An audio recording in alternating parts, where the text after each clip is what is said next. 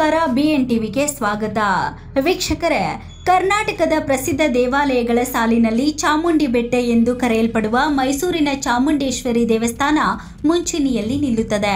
ಮೈಸೂರು ಹಾಗೂ ಸುತ್ತಮುತ್ತಲಿನ ಭಕ್ತರೊಂದಿಗೆ ಇತರೆ ರಾಜ್ಯಗಳ ಭಕ್ತ ಸಾಗರವು ಇಲ್ಲಿ ಹರಿದು ಬರುತ್ತದೆ. ಕರ್ನಾಟಕದಲ್ಲಿ ಕೊಲ್ಲೂರು, ಕಟೀಲು, ಹೊರನಾಡು, ಶೃಂಗೇರಿ, ಸವದತ್ತಿ, ಬನಶಂಕರಿ ಹೀಗೆ ವಿವಿಧೆಡೆಯಲ್ಲಿ ಅತಿ ಹೆಚ್ಚಿನ ಸಂಖ್ಯೆಯಲ್ಲಿ ಅಮ್ಮನವರ ದೇವಸ್ಥಾನಗಳಿವೆ. ದೇವಿ ದೇವಸ್ಥಾನಗಳಿಗೆ ಭಕ್ತರು ಅಪಾರವಾದಂತಹ ನಂಬಿಕೆ, ಶ್ರದ್ಧಾ ಭಕ್ತಿಯಿಂದ ನಡೆದುಕೊಳ್ಳುತ್ತಾರೆ. ಅದೇ ಶ್ರೇಣಿಯಲ್ಲಿ ಚಾಮುಂಡಿ ಬೆಟ್ಟವು ನಿಲ್ಲುತ್ತದೆ. ಖ್ಯಾತನಾಮರುಗಳೆಲ್ಲರೂ ಈ ದೇವಾಲಯಕ್ಕೆ ಭೇಟಿ ನೀಡಿ ತಾಯಿಯ ಆಶೀರ್ವಾದವನ್ನು ಪಡೆದು ಆಕೆಯ ಕೃಪಾ ಕಟಾಕ್ಷಕ್ಕೆ ಪಾತ್ರರಾಗುತ್ತಾರೆ.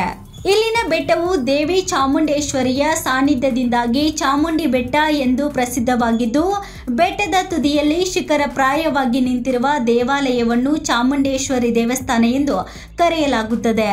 ಈ ಹಚ್ಚ ಹಸಿರಿನ ಬೆಟ್ಟಗಳ ನಡುವೆ ಮಾಡಿರುವ ಮೆಟ್ಟಿಲುಗಳನ್ನು ಹತ್ತುತ್ತಾ ಸಾಗಿದರೆ ಅದ್ಭುತವಾದ ಅನುಭವವನ್ನು ನಿಮ್ಮದಾಗಿಸಿಕೊಂಡು ಬೆಟ್ಟದ ನಡುವಿನ ಪ್ರಾಕೃತಿಕ ಸೌಂದರ್ಯ, ಬೆಟ್ಟದ ಬುಡದಲ್ಲಿರುವ ಮೈಸೂರು ನಗರದ ರಮಣೀಯ ಸೌಂದರ್ಯವನ್ನು ಆಸ್ವಾದಿಸುತ್ತಾ ತಾಯಿಯ ದರ್ಶನವನ್ನು ಮಾಡಿಕೊಂಡು ಬರಬಹುದು.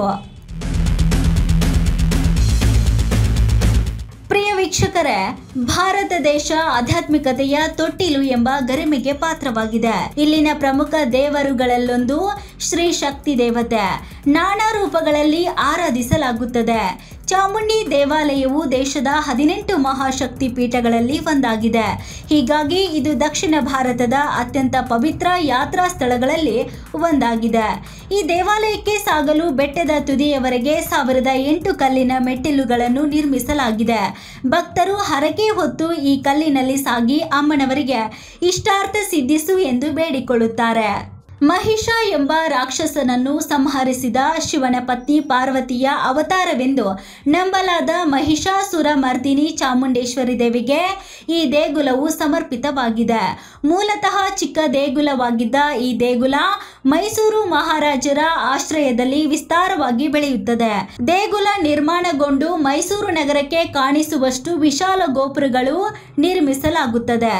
ತಾಯಿ ಚಾಮುಂಡಿಯ ನಿತ್ಯ ಪೂಜೆಗೆ, ಉತ್ಸವಗಳಿಗೆ ರಾಜರ ಕಾಣಿಕೆಗಳು ದೊರೆತಿದ್ದವು.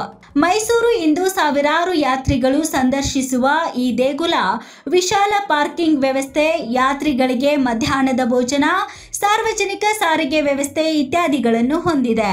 ಇದೀಗ ಕೇಂದ್ರ ಸರ್ಕಾರ ತನ್ನ ಪ್ರಸಾದ್ ಯೋಜನೆಯಡಿ ಈ ದೇಗುಲಕ್ಕೆ ಸುಮಾರು 50 ಕೋಟಿಯಷ್ಟು ಅನುದಾನ ನೀಡಲಿದ್ದು, ದೇಗುಲಕ್ಕೆ ನಾನಾ ಹೊಸ ಆಕರ್ಷಣೆಗಳನ್ನು ಸೇರ್ಪಡೆಗೊಳಿಸುವ ಬಗ್ಗೆ ಚರ್ಚೆ ನಡೆಯುತ್ತಿದೆ.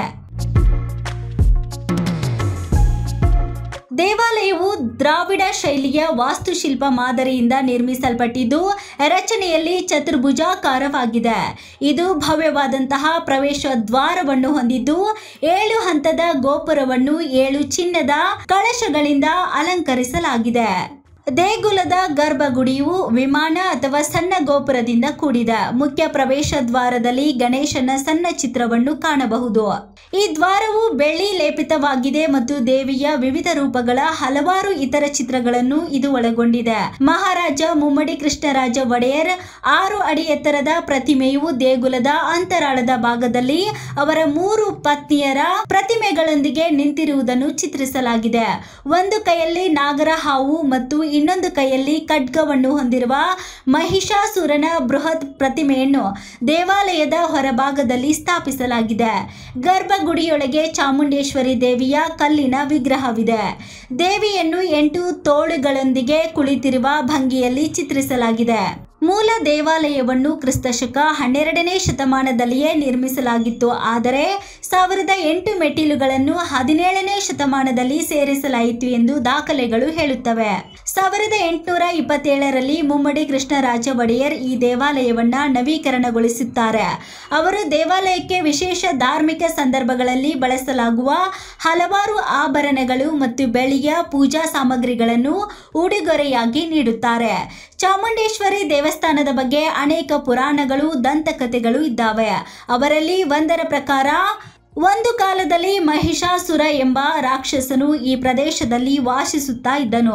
ಆತ ಬ್ರಹ್ಮದೇವನನ್ನು ಸ್ಮರಿಸುತ್ತಾ ಹಲವು ವರ್ಷಗಳ ಕಠಿಣ ತಪಸ್ಸು ಮಾಡುತ್ತಾನೆ. ನಂತರ ಬ್ರಹ್ಮನನ್ನು ಒಲಿಸಿಕೊಂಡು ಬ್ರಹ್ಮ ಪ್ರತ್ಯಕ್ಷನಾದಾಗ ಯಾವ ದೇವತೆಗಳು ಹಾಗೂ ಪ್ರಾಣಿಗಳಿಂದ ತನಗೆ ಮರಣ ಬಾರದಂತೆ ಬ್ರಹ್ಮನಿಂದ ವರವನ್ನು ಪಡೆಯುತ್ತಾನೆ. ವರ ಪಡೆದು ಭಯಮುಕ್ತನಾದ ಮಹಿಷ ಮನುಷ್ಯರನ್ನು ಮತ್ತು ದೇವರುಗಳಿಗೆ ಕಿರುಕುಳ ನೀಡಲು ಪ್ರಾರಂಭ ಮಾಡುತ್ತಾನೆ.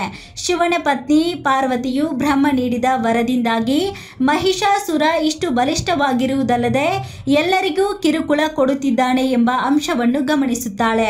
ದೇವತೆಗಳು ಅಥವಾ ಪ್ರಾಣಿಗಳಿಂದ ಮರಣ ಬಾರದಂತೆ ವರವನ್ನು ಪಡೆದಿದ್ದಾನೆ ಎಂಬುದನ್ನು ಅರಿತ ಪಾರ್ವತಿ ಆತನ ವಿರುದ್ಧ ಹೋರಾಡಲು ತಾನೇ ಸಜ್ಜಾಗುತ್ತಾಳೆ. ಮಹಿಷಾಸುರನ ವಿರುದ್ಧ ಹೋರಾಡುವಷ್ಟು ಬಲಶಾಲಿಯಾಗಲು ತ್ರಿಮೂರ್ತಿಗಳು ಹಾಗೂ ಸ್ವರ್ಗದಲ್ಲಿರುವ ಎಲ್ಲ ದೇವರುಗಳು ಆಕೆಗೆ ತಮ್ಮ ಶಕ್ತಿಯನ್ನು ಧಾರೆ ಎರೆಯುತ್ತಾರೆ. ಇಲ್ಲಿನ ಜಾನಪದ ಗೀತೆಗಳಲ್ಲಿ ಕೂಡ ಚಾಮುಂಡೇಶ್ವರಿಯನ್ನು ನಾನಾ ವಿಧಗಳಲ್ಲಿ ಕೊಂಡಾಡಲಾಗುತ್ತದೆ. ನಂದಿಯ ಪ್ರತಿಮೆಯು ಏಕಶಿಲಾ ಕಪ್ಪು ಗ್ರಾನೈಟ್ ಬಂಡೆಯಿಂದ ಕೆತ್ತಲಾಗಿದೆ. 15 ಅಡಿ ಎತ್ತರದ ಈ ಬೃಹತ್ ನಂದಿ ವಿಗ್ರಹವನ್ನು ಪ್ರವಾಸಿಗರು ಚಾಮುಂಡೇಶ್ವರಿಯ ದರ್ಶನದ ನಂತರ ಮೆಟ್ಟಿಲುಗಳನ್ನು ಬಳಸಿ ಇಳಿಯುವಾಗ ವೀಕ್ಷಿಸಬಹುದು ಅಥವಾ ಬೆಟ್ಟವನ್ನು ಇಳಿಯುವಾಗ ವಾಹನದ ಮೂಲಕವಾಗಿಯೂ ಸಾಗಿ ನಂದಿ ವಿಗ್ರಹದ ದರ್ಶನವನ್ನು ಪಡೆಯಬಹುದು. ಈ ನಂದಿ ವಿಗ್ರಹಕ್ಕೆ ಪ್ರತಿ ವರ್ಷ ಕಾರ್ತಿಕ ಮಾಸದ ಪ್ರಥಮ ಸೋಮವಾರದಂದು ಮಸ್ತಕಾಭಿಷೇಕವನ್ನು ಮಾಡಲಾಗುತ್ತದೆ. ವಿವಿಧ ಬಗೆಯ ದ್ರವ್ಯಗಳನ್ನು ಬಳಸಿ ನಂದಿ ವಿಗ್ರಹಕ್ಕೆ ಅಭಿಷೇಕವನ್ನು ಮಾಡಲಾಗುತ್ತದೆ. ಪ್ರತಿಮೆಯಿಂದ ಅನತಿ ದೂರದಲ್ಲಿ ಶಿವನಿಗೆ ಅರ್ಪಿತವಾದಂತಹ ಸಣ್ಣ ದೇವಾಲಯವಿದೆ. ಈ ದೇವಾಲಯವು ಕ್ರಿಸ್ತಶಕ 950ರ ಹಿಂದಿನದು ಮತ್ತು ಇಲ್ಲಿಯ ಅತ್ಯಂತ ಹಳೆಯ ದೇವಾಲಯವಾಗಿದೆ.